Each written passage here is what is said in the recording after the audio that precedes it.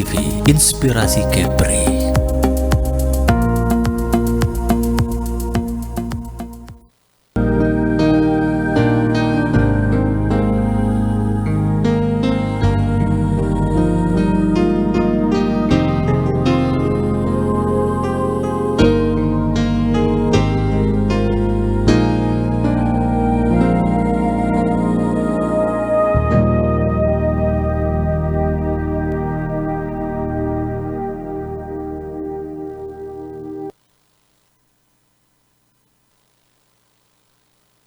Budaya Namo Tassa Bhagavato Arahato Sama Sambuddhassa Namo Sabbe Bodhisattvaya Mahasattvaya. Terpujilah Sang Hyang Adi Buddha, Ketuhanan Yang Maha Esa. Terpujilah para Buddha, Bodhisattva dan Mahasatwa. Terpujilah para makhluk-makhluk suci. Aku berlindung kepada Buddha, aku berlindung kepada Dhamma, aku berlindung kepada Sangha, hingga tercapainya Nibbana. Namo Sang Hyang Adi Buddhaya, Namo Buddhaya. Pemirsa Batam TV yang terkasih dalam Dhamma, bertemu kembali dalam program Permata Dhamma bersama dengan saya, Upasika Pandita Satyani Kumari Riasi, dengan tema Dulaba Pugala atau manusia yang sulit ditemukan. Tema yang saya ambil ini saya kutip dari Kitab Suci Tripitaka, khususnya bagian Anguttara Nikaya 1.87. Sang Buddha mengatakan bahwa para biku ada dua jenis orang yang sulit ditemukan di dunia ini.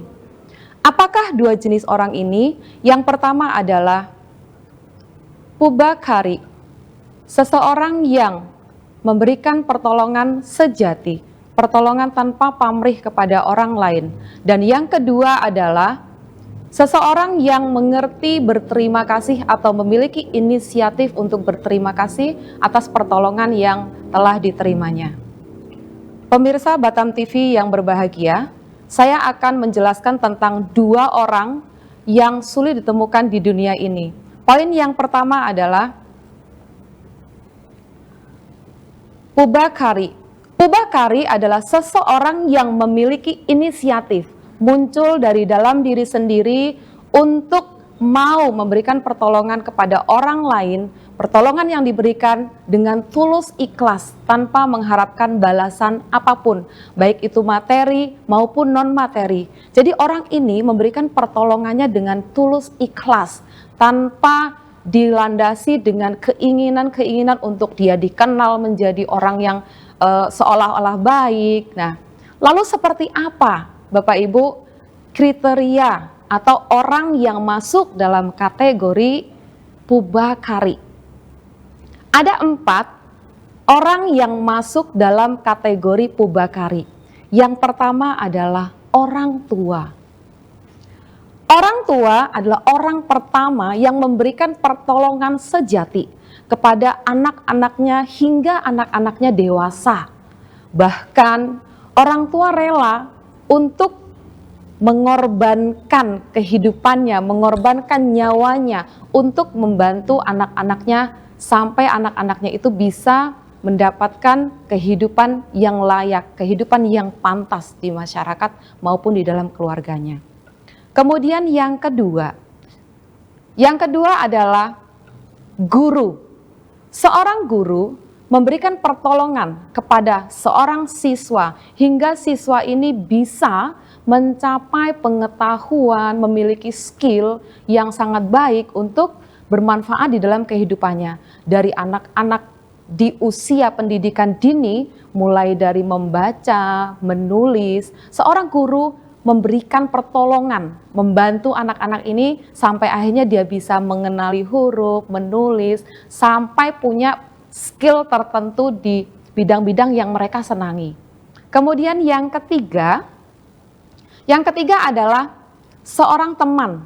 Seorang teman yang baik, dia akan mau memberikan pertolongan kepada temannya tanpa memikirkan balas budinya, tanpa memikirkan imbalan.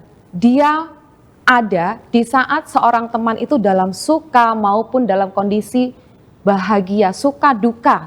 Seorang teman yang baik itu tentu ada di sekitar kita dan dia mau menolong seorang temannya ketika mengalami suatu kesulitan.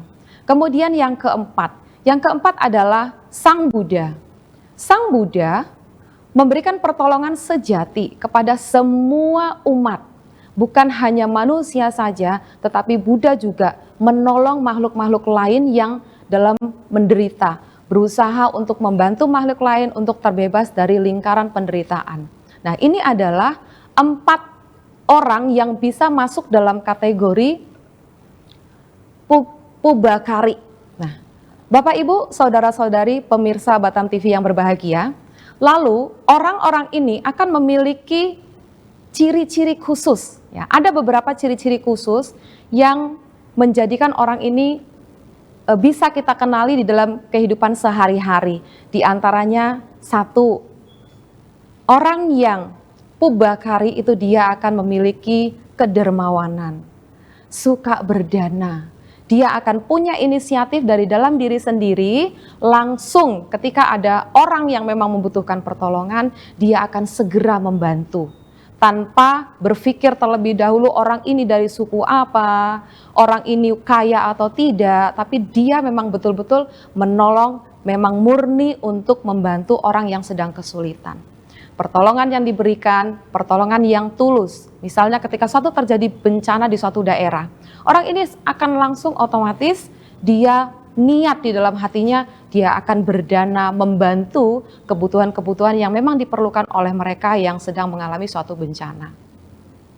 Kemudian yang kedua, orang ini akan memiliki moralitas, sila, punya perilaku, punya etika di dalam kehidupan sehari-hari tentunya.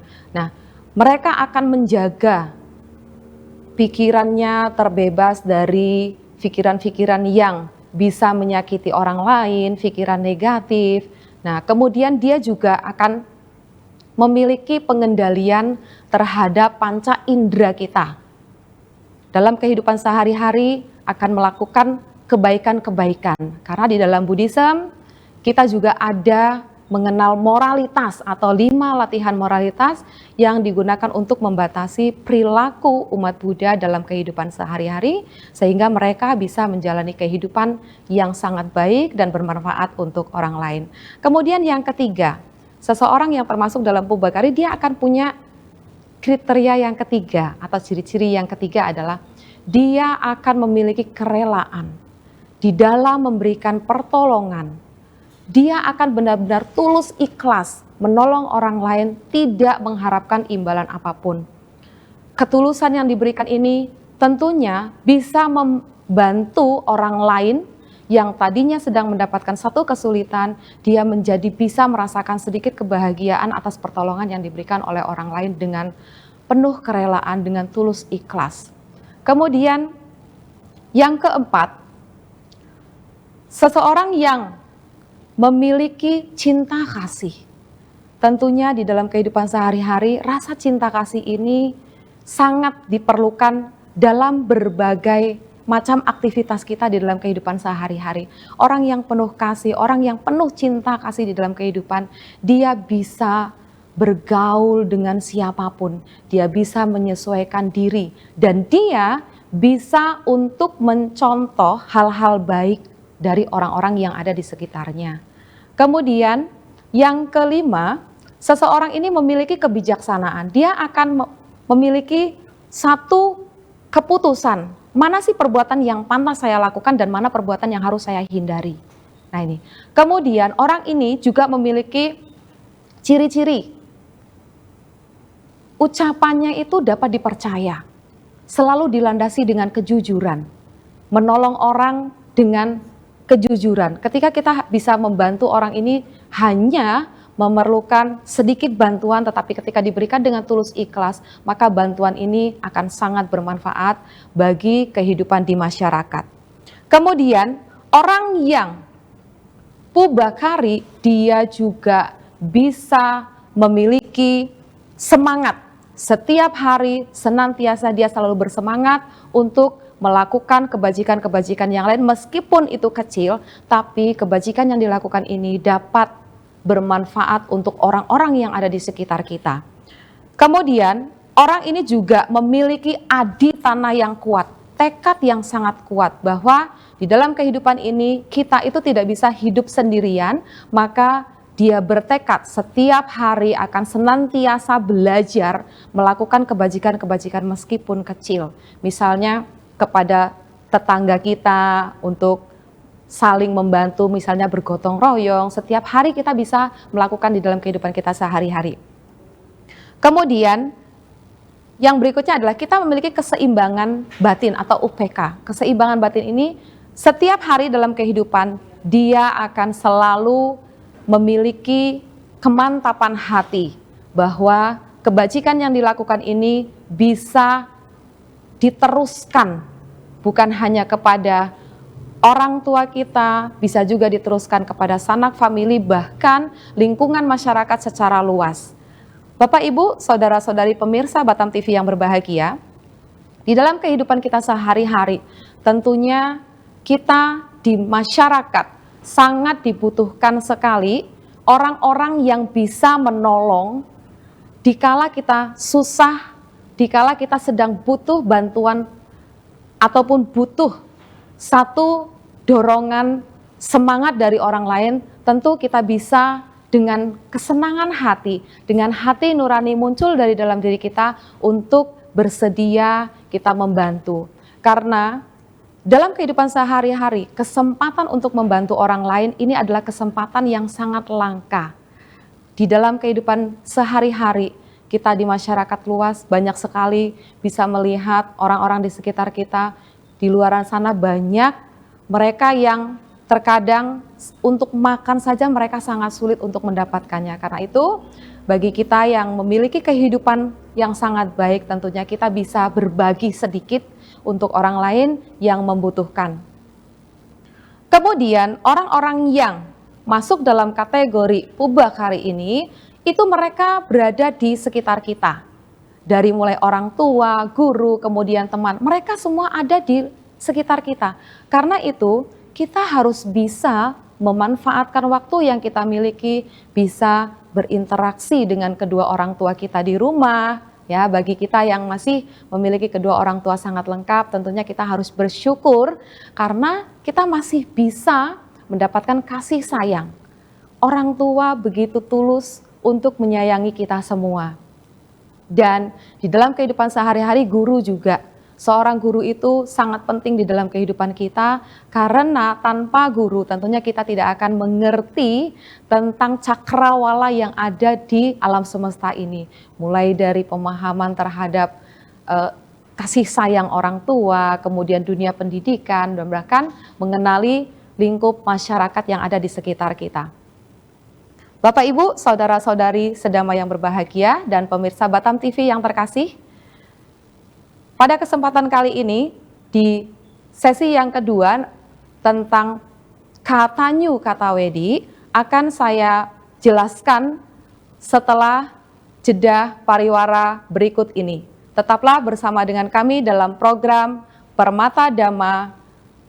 Kami akan kembali sesaat lagi.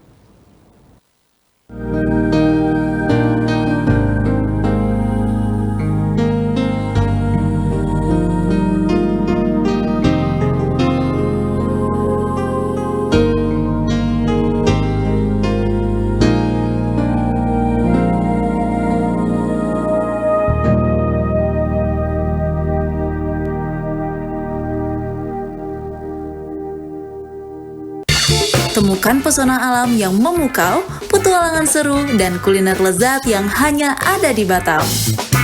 Dari aktivitas air yang mendebarkan, hingga destinasi wisata yang memanjakan mata, Batam punya semuanya. Jelajahi ikon-ikon kota yang mempesona dan rasakan kehangatan budaya lokal. Dan jangan lewatkan sajian kuliner Batam yang menggugah selera, dari seafood segar hingga hidangan tradisional yang autentik. Belanja puas di pusat perbelanjaan modern yang lengkap dan nyaman. Batam, destinasi sempurna untuk liburan yang tak terlupakan. Tayang setiap hari hanya di Batam Televisi. Amazing Batam, enjoy the new city. Saatnya menyejukkan hati dan memperkaya ilmu dengan tuntunan ilahi. Kalam Ilahi hadir menemani Anda dengan lantunan ayat suci Al-Quran serta ceramah agama yang penuh hikmah dari para ustadz dan ustazah terbaik. Setiap hari Jumat pukul 10 waktu Indonesia Barat hanya di Batam TV Inspirasi Kepri. Perdalam iman, perkuat takwa, dan temukan ketenangan di setiap untayan kalamnya. Jangan lewatkan Kalam Ilahi, cahaya hati, pedoman hidup.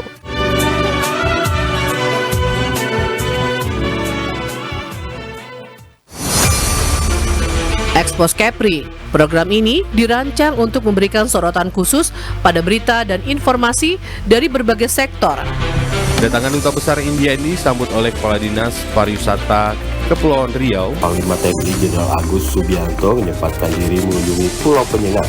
Dengan tujuan terjadi peningkatan kerjasama khususnya Event Sport Tourism spektakuler di Asia, Bintan Triathlon 2024 sukses digelar.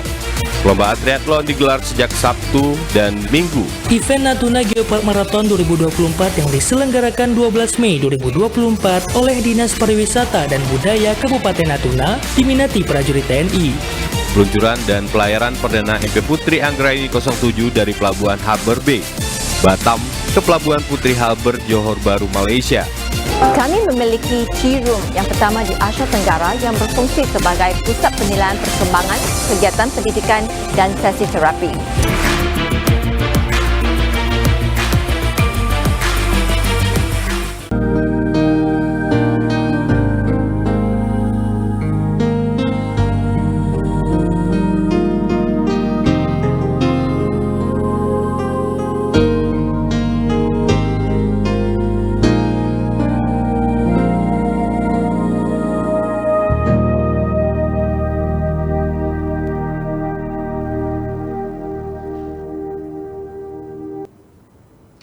Pemirsa Batam TV yang terkasih, terima kasih Anda masih bersama dengan kami dalam program Permata Dhamma.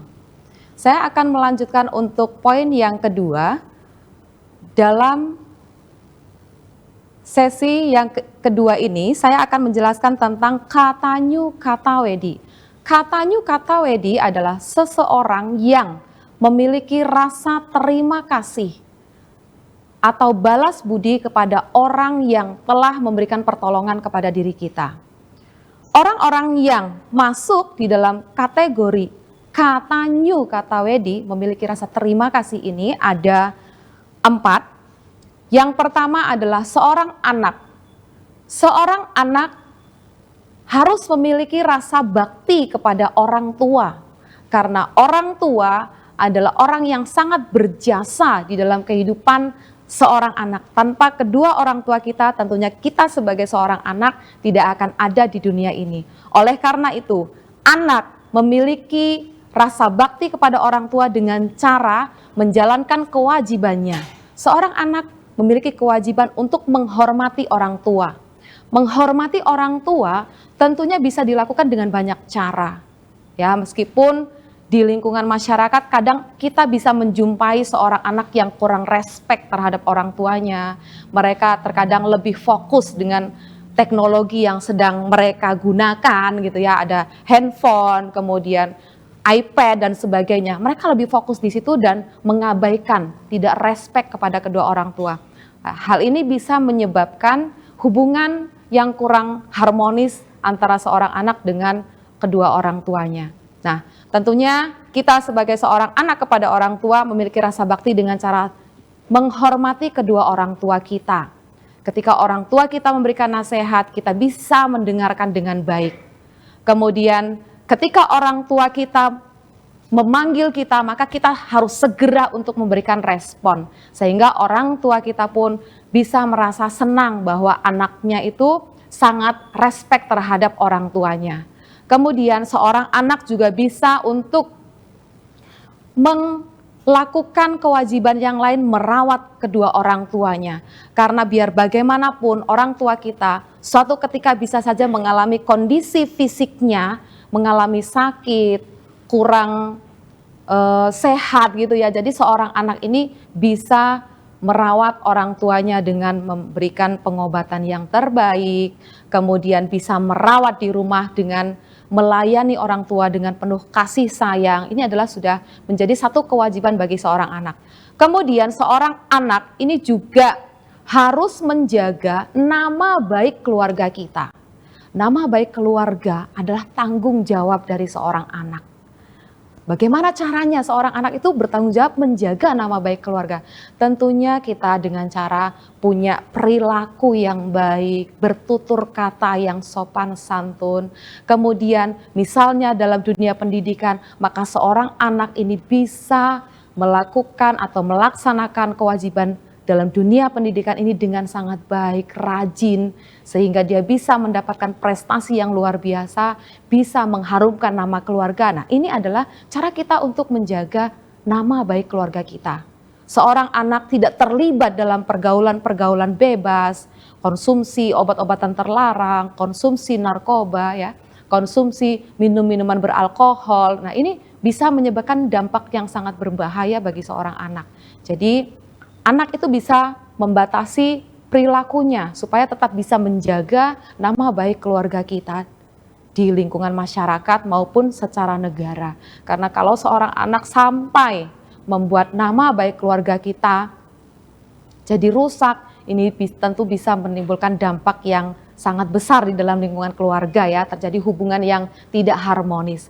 Nah, selain itu, seorang anak untuk mewujudkan rasa baktinya kepada kedua orang tua juga tentunya mendoakan. Mendoakan ketika orang tua kita masih sehat. Tentu kita setiap hari harus mendoakan kedua orang tua kita supaya senantiasa panjang umur, rezekinya berlimpah, melimpahkan kasih sayang kepada anaknya dengan penuh tulus, kemudian bisa menghidupi anak-anaknya dengan sangat baik.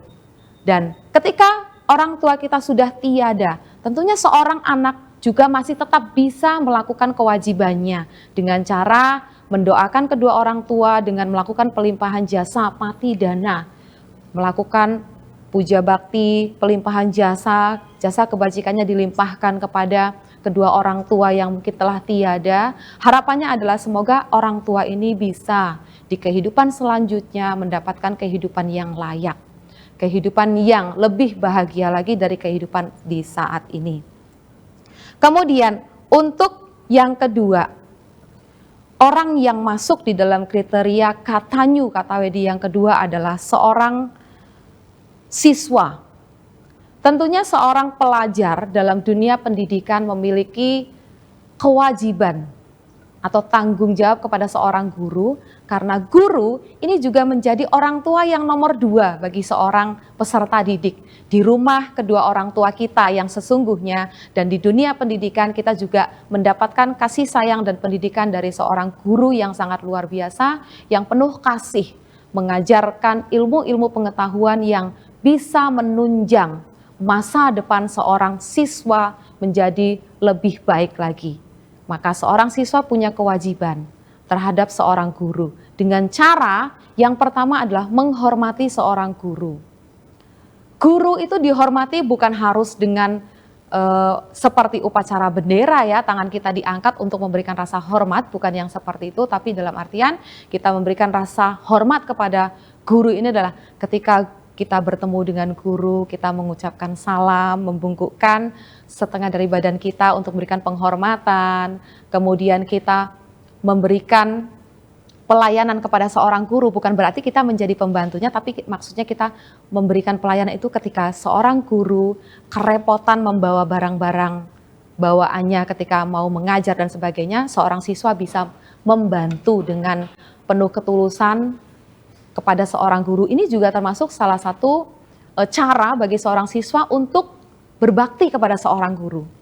Lalu yang selanjutnya, seorang siswa harus mengerjakan mana yang menjadi tugasnya. Tugas yang diberikan oleh seorang guru, dia kerjakan dengan penuh tanggung jawab, diselesaikan tepat pada waktunya, tanpa harus seorang guru itu menagih-nagih terus kepada seorang siswa. Nah, seorang siswa sudah bertanggung jawab dengan sepenuh hati, dia mengerjakan tugas yang diberikan oleh guru dengan tepat pada waktunya dan mengerjakannya dengan sungguh-sungguh sehingga hasil yang diperoleh pun bisa maksimal.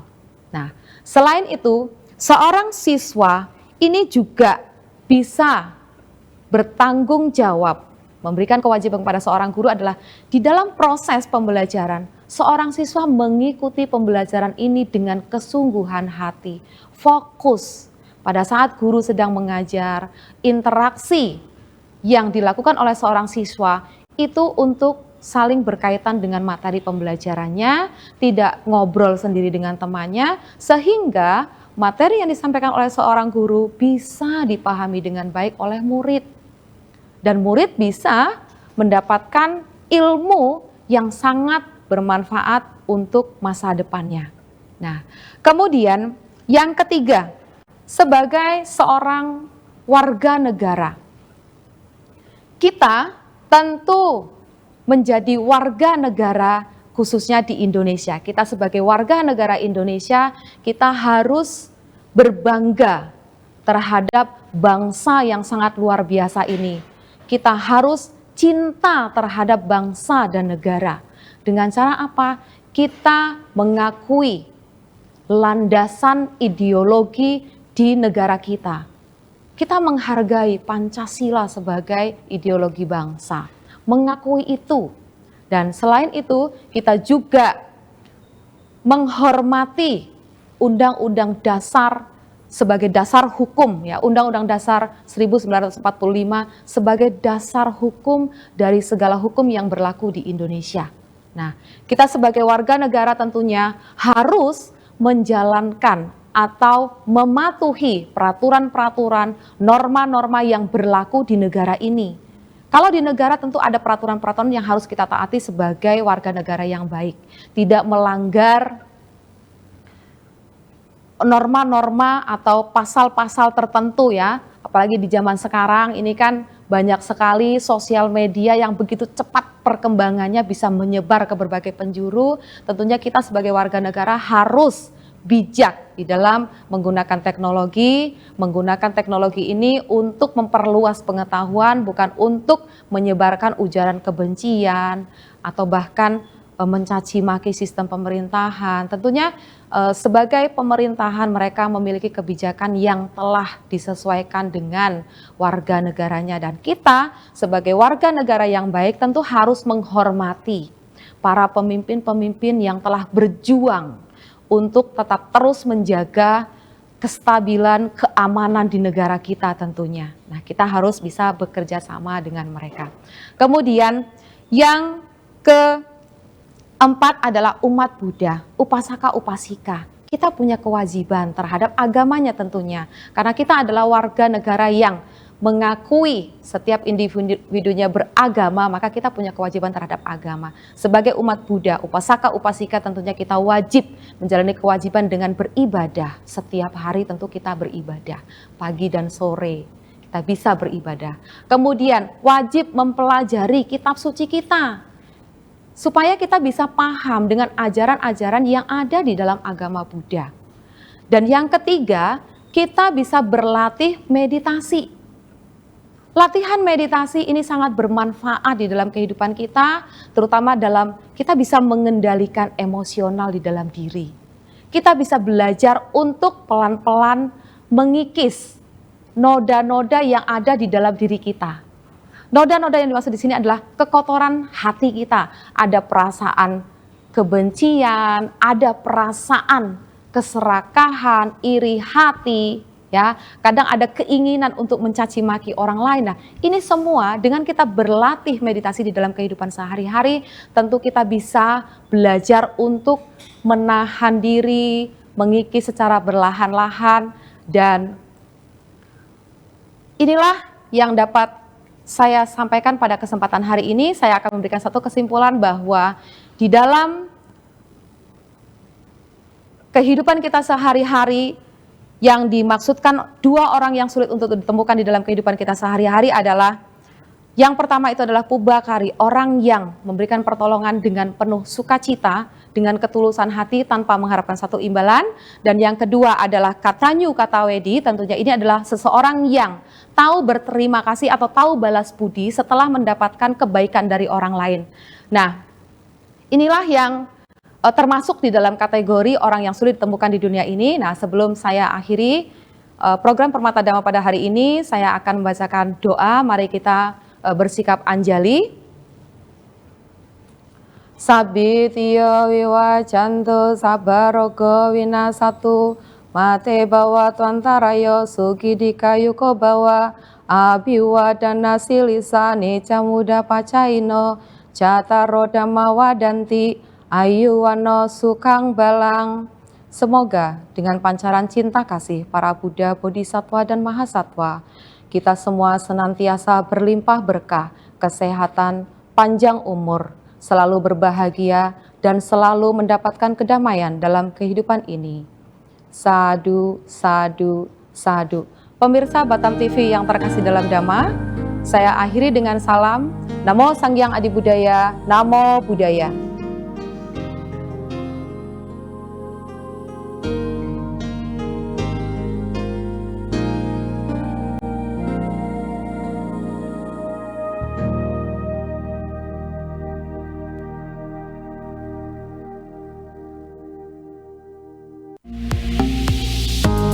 Batam TV, inspirasi Kepri.